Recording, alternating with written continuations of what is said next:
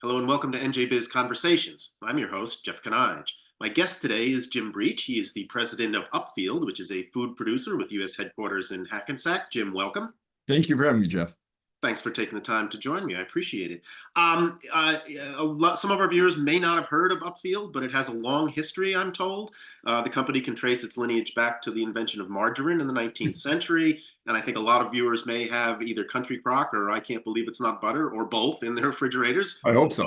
Those are your products. What else should viewers know about Upfield? Tell us a little bit about the company as Yeah, thanks. So Upfield as a company was started in 2018 with the acquisition of the brands by KKR. And as you noted, in the U.S., we're best known by our brands Country Crock and I Can't Believe It's Not Butter, and Imperial. So we started as a company, standalone company in 2018. In 2020, we actually added a brand called Violife to our portfolio. So they were primarily at that point in time in the non-dairy cheese business. So we started in 2018. We're and are the largest plant-based food company in the world. And it's been a heck of a journey for the last 6 years. Okay, that sounds interesting. Now, you were a part of Unilever, which is obviously a multinational conglomerate. You're now independent, as you said, backed by KKR. What's been the transition like, and how is it going so far? Listen, the transition's been fantastic. What I liked about joining the business when I joined the business is KKR really had a vision for the business to become this plant-based food company and really make a difference in the world around plant-based and non-dairy foods. Since we've been separated from the business and under KKR's tutelage, we've invested a lot of money, both globally and here in the U.S. In our manufacturing facilities. Our largest manufacturing facility is in Kansas City. Our only U.S. manufacturing facility is in Kansas City. We've invested in capital down there. I think more importantly, we've invested as a company in our R&D capabilities. We just opened recently a $50 million research and development facility in the Netherlands. That's really become the hub. The area in the Netherlands we opened it is known as the Silicon Valley of food, and so it's a very well-known global area for both food companies and tech companies to come together and think about what the future of food can look like. So we invested in that, and we've invested in a lot of innovation, and so it's been really good to be part of Upfield, to be investing in the future of food and be investing in where we're trying to take plant-based and non-dairy. Okay, well, a couple of things I'm going to get into a little bit more about that, but first I want to talk about plant-based food, which is big thing now and has been growing over time. I'm guessing that you're riding a pretty nice crest right now in terms of what consumers really are looking for these days. Yeah, we are. It's funny because what plant-based foods have been around for obviously a very long time, and I think what's been great about sort of the resurgence or the big change in growth for plant-based foods has really been in a couple of areas. One's the technology. We know that consumers in general aren't willing to compromise on food, right? They want products that taste good and perform well and have great mouthfeel and things like that. And the technology in the plant-based food business and for Upfield has really started to close the gap between the plant-based version and the dairy version of those products. Also, I think what's really been helpful, quite frankly, is information.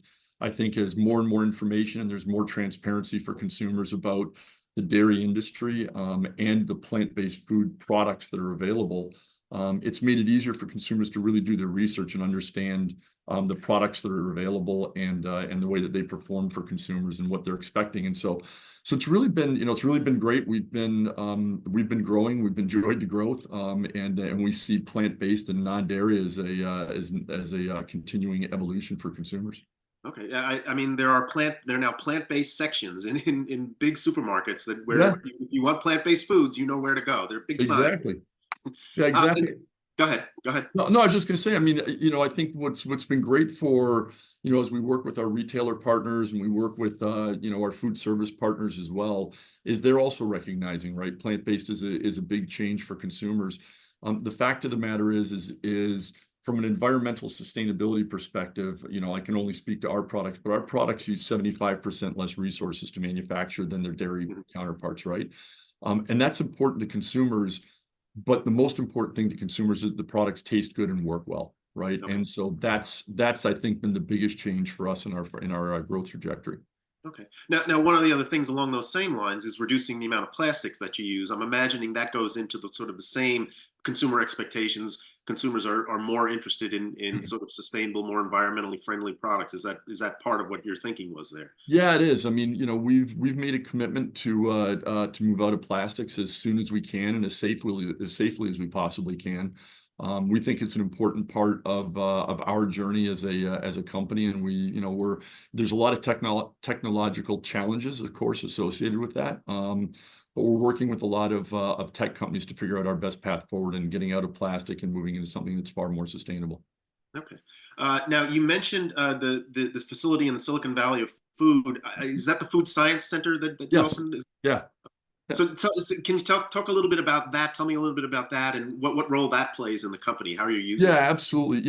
I think first of all, we've got the best scientists on the planet working in our industry on a lot of the challenges that we're working our way towards, right?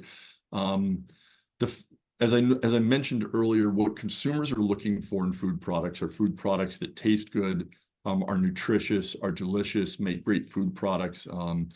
And what our science center in Wageningen does is it takes what the consumer needs are and applies science and technology to them to make sure that we're driving great tasting food products, right? The fact of the matter is the consumers, if we do our jobs the right way, appreciate what's going on in our food science center, but never really feel it or see it, because the only thing that those scientists are doing is working day in and day out with the resources that they have, with the tech companies that we partner with, and also with institutions and NGOs to make sure that we're driving not just a great portfolio of products, taste good and work well, but also continue to do things like simpler ingredients, cleaner ingredient decks, things that we know consumers are looking for.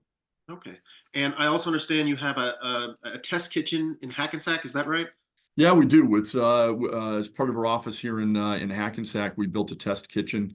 It's really for two reasons. One, it's most of our products are not products that you immediately consume. They're products that are used as ingredients or as toppings for baking and cooking and spreading, barbecuing and things like that. And so what's really important for us is to make sure that we've got great recipes and great recipe Okay. ideas for consumers to figure out how to best use our products. And so our test kitchen isn't just for testing our products, but it's working with our chefs on recipe development.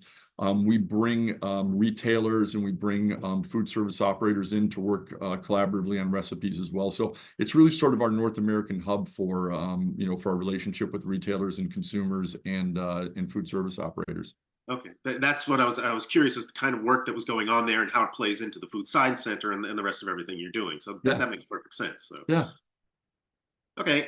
You also mentioned the facility in Kansas as we go through your program here. yeah. What was the thinking there, and what happens at that facility? Yeah, so our plant in Kansas is so 95% of the products that we sell in the U.S. are actually manufactured in the U.S., and most of them are made out of our facility in Kansas. We inherited that facility as we moved, as KKR bought the business. We inherited that facility. We've invested a little over $100 million in improvement in that facility so that we can continue to sort of keep in trends with what I was discussing around simple ingredients, products that taste great and look great. So we manufacture most of our spreads products there, our Country Crock, and I can't believe it's not butter, and Imperial, Okay. both the tub products and the sticks products. Okay. I'd like to broaden the discussion out a little bit and Yeah, ask what it's like doing business in New Jersey. We hear yeah, a lot about that. I mean, the state likes to promote itself as being business friendly and with a yeah, lot of educated, highly skilled workforce, close transportation infrastructure, yeah. proximity to large markets. All those things are advantages. How is it working out for you now? Yeah, listen, I think it's working out for us really well. We've got a little over 120 people that work at our office here in Okay. Hackensack, and what I have most enjoyed about our relationship with New Jersey and our facility in Hackensack is just access to the talent. There's obviously a lot of very talented individuals around here. We've got all of our multiple disciplines that work out of here, whether it's marketing, sales, finance, supply chain, human resources, you name it, insights and insights development.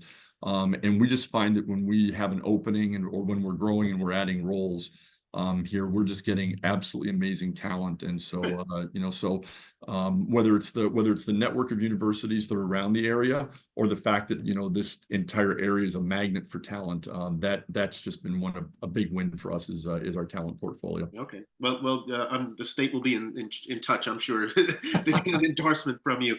And finally, I'm curious about your assessment overall of what the market has looked like. I mentioned that at the top, the consumer sentiment, that's a long-standing trend toward more healthier foods. Yeah. It was accelerated during the pandemic when people had to eat at home, and we're trying to produce healthier, more tastier and healthier foods. How do you see how do you see that market developing? Is there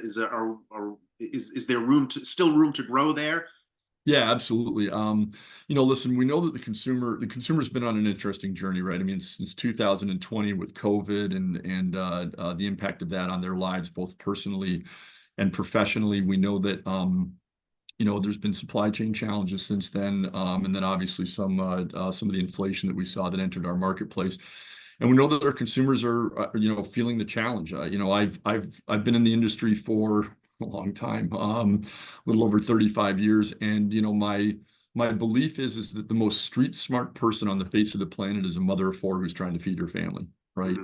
She is the smartest person on the planet. And she's going to figure out how to feed her family, regardless of the circumstances that she finds herself in, whether it's, good or bad. And so, I think part of the challenge that we face in the industry is making sure that we continue to offer great tasting products at reasonable prices, the right pack sizes, the right price, points for her to be able to feed her family. And that applies to the business that I'm in on non-dairy, plant-based. We know that consumers, when she is making a meal for her family, she wants to be feeding them great products that are nutritious and meet their nutritional needs, and whether that's for whoever it is in the family, right?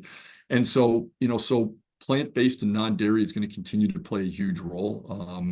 We are in general healthier than the dairy alternative. We are in general less expensive than the dairy alternative, and so we think we're going to play a huge role for consumers, irrespective of economics situation, whether very affluent to people that are living paycheck to paycheck.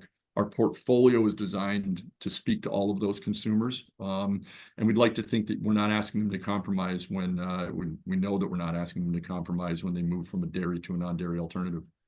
Okay, and a lot of folks I talk to seem to be fairly confident about where the economy is going. Sounds like your company might be insulated for a little bit from some of the ups and downs, but for the rest of the year and into next year, you're feeling like consumer spending is going to hold up.